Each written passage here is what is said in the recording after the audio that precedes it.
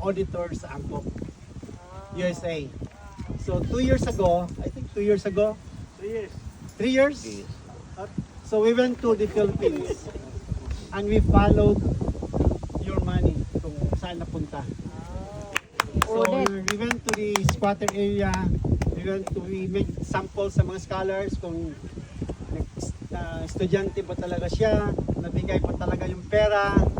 So hanggang from the USA down to the scholar, tinrace namin yung money na binigay niya sa Angkop. Anyway, let me begin with a question. Ako at saka yung sa wife ko. Ang isang question is, saan kaya kami ngayon kung walang nagpaaral sa amin?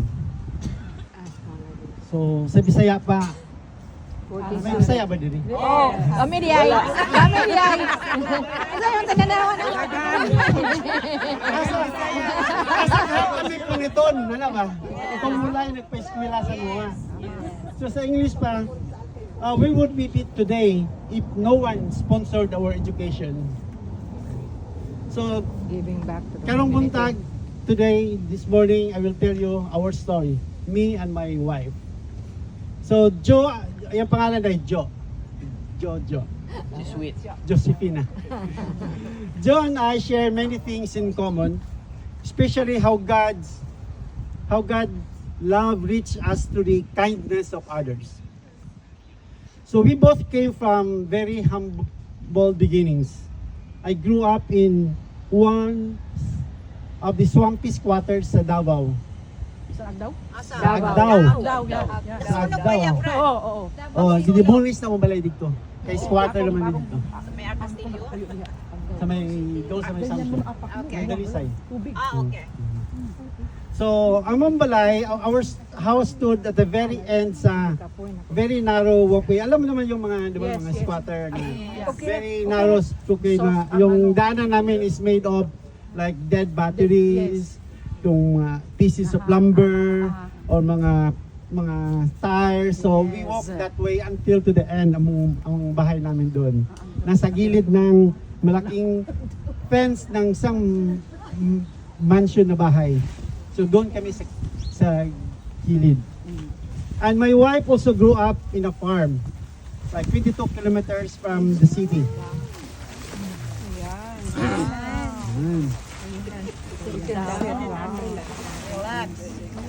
Relax na. Huwag matulog, ha?